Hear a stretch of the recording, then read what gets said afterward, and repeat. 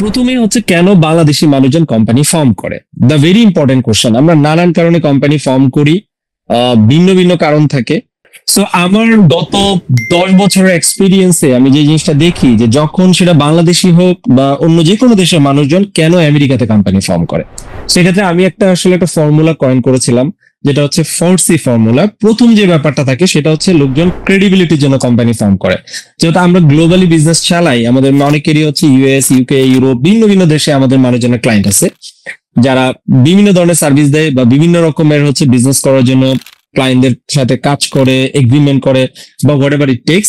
আমাদের সবচেয়ে বেশি একটা ইম্পর্টেন্ট ফ্যাক্টর থাকে, সেটা হচ্ছে ক্রেডিবিলিটির জন্য। যেহেতু আমরা বাংলাদেশে আছি, বাংলাদেশকে আনফরচুনেটলি বাংলাদেশের বিজনেস ইন্ডেক্স খুব একটা ভালো নয়, এবং ক্ষেত্র বিশেষে বাংলাদেশের বিজনেস গুলোর ক্রেডিবিলিটি হয়তো রেট কম। সেই ক্ষেত্রে হচ্ছে যেহেতু ইউএস হচ্ছে খুব হাই ক্রেডিবল একটা বিজনেস কান্ট্রি, সেক্ষেত্রে আমরা যখন একটা ইউএস কোম্পানি ফর্ম করি, বাই ডিফল্ট আমার কোম্পানির ক্রেডিবিলিটি স্কোর অনেক হাই থাকে। সেকেন্ড যে ব্যাপারটা থাকে সেটা হচ্ছে কমপ্লায়েন্স মেনটেন করার জন্য। আচ্ছা, কমপ্লায়েন্সের ক্ষেত্রে অনেকগুলো ব্যাপার কাজ করতে পারে। যেমন ধরেন, আমরা কেউ যদি অনেক কোম্পানির রিকোয়ারমেন্ট থাকে যে you have to have a US company, অথবা অনেক কোম্পানি ধরেন আপনি যদি ই কমার্স করতে চান বা আপনি কোনো পেমেন্ট গেটওয়ে ওপেন করতে চান, এরকম নানান ধরনের কমপ্লায়েন্স রিকোয়ারমেন্ট। যেমন ফর এক্সাম্পল, আমার যদি একটা পেমেন্ট গেটওয়ে ওপেন করার দরকার হয়, আমার কিন্তু এটা আসলে আমার ক্রেডিবিলিটির দরকার নাই রাইট নাও, বাট আমার একটা কমপ্লায়েন্স ইস্যুস আছে। যেহেতু অ্যাকাউন্ট ওপেন করার জন্য যে বেসিক কমপ্লায়েন্ট বা এলিজিবিলিটি গুলো চেয়েছে, সেটা বাংলাদেশে থেকে আমার পক্ষে দেওয়া সম্ভব হচ্ছে না, তখন আসলে কমপ্লায়েন্স ক্রিয়েট করার জন্য মূলত আমি নেক্সট স্টেজে কোম্পানিটাকে, তখন আমরা সাধারণত ইউএসএ তে কোম্পানি ফর্ম করি। থার্ড হচ্ছে কনভেনিয়েন্স এর জন্য আমরা ইউএসএ তে অনেক সময় কোম্পানি ফর্ম করি। কনভেনিয়েন্স বলতে আমি যেটা বোঝানোর চেষ্টা করতেছি যে আমরা অনেক সময় অনেক ক্লায়েন্ট আমাদেরকে এমন কোনো এগ্রিমেন্ট বা এমন ধরনের কোনো হচ্ছে যে লিগ্যাল স্ট্রাকচার চায়, অথবা হচ্ছে পেমেন্ট গেটওয়ে গুলোকে অ্যাভেল করার জন্য আমাকে এমন একটা স্ট্রাকচার দরকার যেটার জন্য আমার আসলে একটা ইউএস কোম্পানি করা লাগবে। ফর এক্সাম্পল, আমাকে যদি ক্লায়েন্ট বলে তুমি একটা ইউএস ব্যাংকে পেমেন্ট, তোমাকে আমি, আমার সাথে একটা কন্ট্যাক্ট আছে কিন্তু তোমাকে হচ্ছে একটা ইউএস ব্যাংক দিতে হবে পেমেন্ট করার জন্য।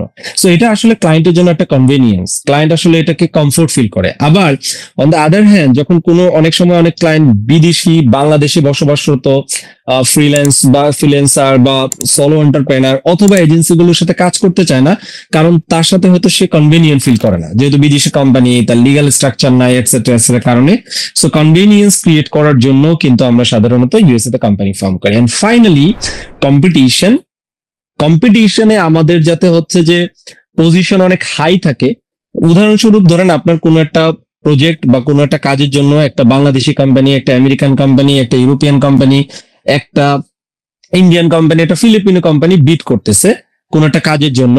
সো সেটা যদি একটা ইউএস কোম্পানি হয় এবং কাজটা যদি নর্থ আমেরিকাতে হয় অথবা on the other part of the world এর নির্দিষ্ট কিছু জায়গাতে হয়, সেক্ষেত্রে হচ্ছে যে কম্পিটিশনে বেটার করার জন্য কিন্তু আমরা সাধারণত ইউএস কোম্পানি ফর্ম করে থাকি। এছাড়াও ইউএস কোম্পানি ফর্ম করার জন্য একটা বড় ইম্পর্টেন্ট পার্ট হচ্ছে dollar transaction, and then investment, and finally হচ্ছে যে কোনো বিজনেসকে স্কেলেবিলিটি করার জন্য আসলে ইউএস মার্কেটের চাইতে আসলে বড় কোনো মার্কেট এই মুহূর্তে পৃথিবীতে নাই।